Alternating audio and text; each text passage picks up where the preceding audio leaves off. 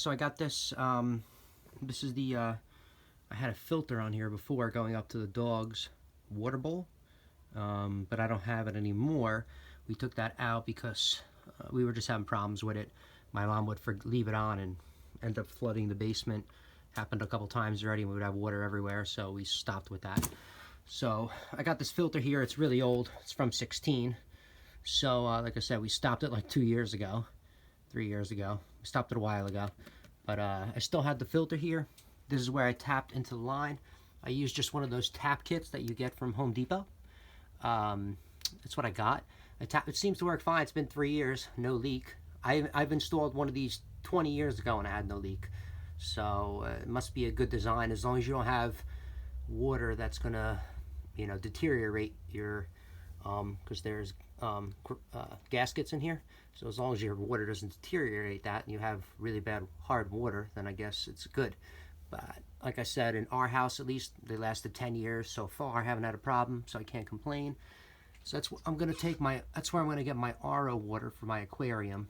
So I have this turned off right now, just because I took it off of the filter. But see, now you can see I got it going down here. For now, I have it going down here, but here's the other line. I ran it over into the wall. So I'm gonna run that over into the wall.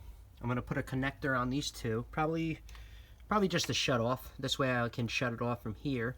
These are good. Many shut offs as you can have. Put these on your piping, no matter what you're doing. I don't care if it's an aquarium or whatever kind of plumbing. Just, you could shut them off. I wish they put more shut offs on a lot of stuff, but that's another whole enchilada. But yeah, so I'm gonna run it up here. I'm gonna connect it to this one, and then run it to this one, connect it over, shoot it over there, and that is my plan. That's the only filtration system, like I said, I'm gonna have. I just made a big mess on the floor, which kind of sucks. So yeah, let's go see what it looks like on the other side.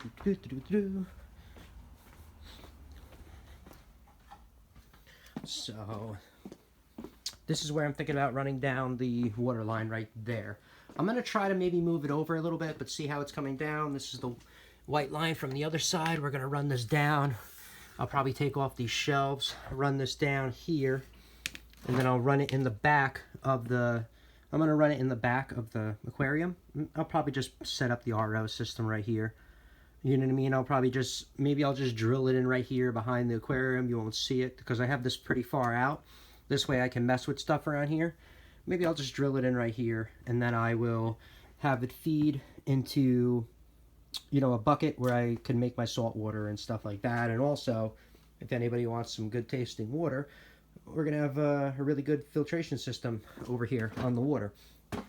I know my mom's probably gonna complain because she's gonna be like, what the hell, the fish get better water than we do. But what are you gonna do? I don't want them dying, and we just buy bottles of water and kind of pollute, which is not good. We should really be filtering water and not be using bottled water. We do it because when they have it on sale at ShopRite, we go for it. But other than that, you shouldn't be doing it. So yeah, I took this off. There was a little hole in the wall right there. I don't know what the frig that was for. So yeah, this is where I'm going to run my RO, and I'm looking to run it right in the back here. What do you guys think? You think I should just do that? Run it right in the back, make it simple? I would try to hide it, but I don't know where else to hide it. You saw the other side. You saw this side. I don't know. If you have any ideas, give it to me. I'm going to try to just mount it in this wood panel right behind the thing, and then just right behind the fish tank, and then just put it right there. Because there's really where else we want to put it. We walk back and forth over here. I plan to eventually finish this counter. So I, look at my area. I really don't have, and there's the closet that's got to open. So I'm thinking the RO should go right in the back of it. We'll make it simple, make it a little high. Not really, higher than the garbage pail. This way it'll just feed right into the, even though it's pressurized, it'll feed right into the garbage pail, make it simple. I can make some specifications kind of thing. So yeah, that's it. That's pretty much what I want my RO unit to go for my saltwater tank. I have my scale out. I was weighing my tank stand. I think it weighs about 100 pounds, I think it said. Yeah, about 100 pounds, 110 pounds, something like that. So it's not that bad. So I weighed that sucker out just to see what we're dealing with.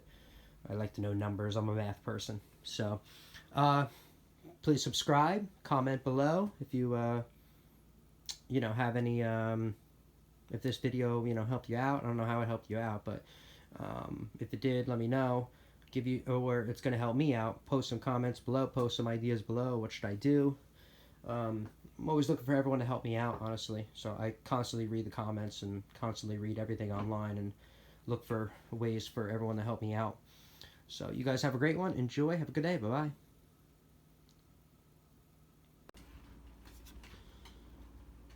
Yeah, this is me. So I'm just sanding my fish tank stand down. I'm using a 60 grit sandpaper on my Orbitable DeWalt sander. I'm using that. I started doing the front. That's why it looks a little bit lighter. I started doing the sides. So I'm just putting the video together just a little bit just to see, for you to see. I'm just sanding it down, just trying to get the polyurethane off that my dad had on it. He put on the oil-based polyurethane, and he put on a couple coats, so it's hard to get it off. So that's why I'm using the 60 grit to try to rip it right off. And my friend's got this other stuff that he's going to have me try. It's supposed to come out really sexy. I can't wait to try it.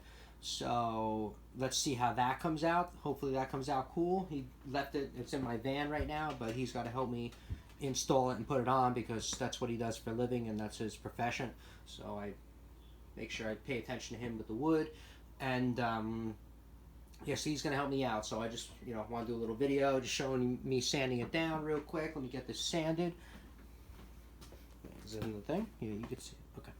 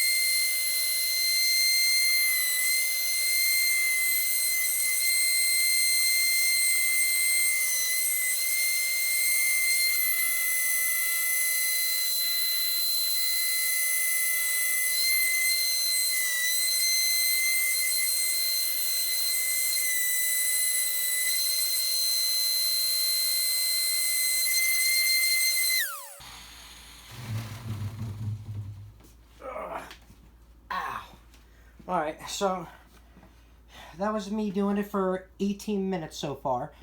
Almost 18 minutes.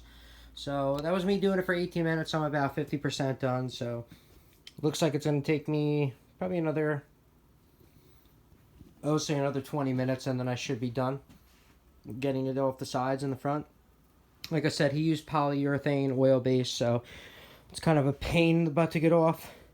My friend said use 60 grit sandpaper and that should rip it up, and that's what I've been using. It just takes a while, and I'm sweating. Plus I'm a little bit out of shape, so that doesn't help either. Anyway, this is what it looks like. So yeah, I just want to do a little video. Obviously I'm going to fast forward this, so you'll see this in fast paced, but that's it. That's kind of what I did. So that's just an update. Gonna add this to the video of me doing it. I got my scale out over there. I brought my scale out to weigh this to see how heavy the stand is. Stand weighs, I think, about 100 pounds, 110 pounds. So that's how much it weighs, 110 pounds, I think. It was around there. I weighed it last night. I'm too tired to put it on again and try to weigh it. So that's going to be added to the weight in one spot. Alright, so it's just a little bit extra review, up to date on my little stand for my reef tank. Thank you very much for watching. Have a good one. Bye.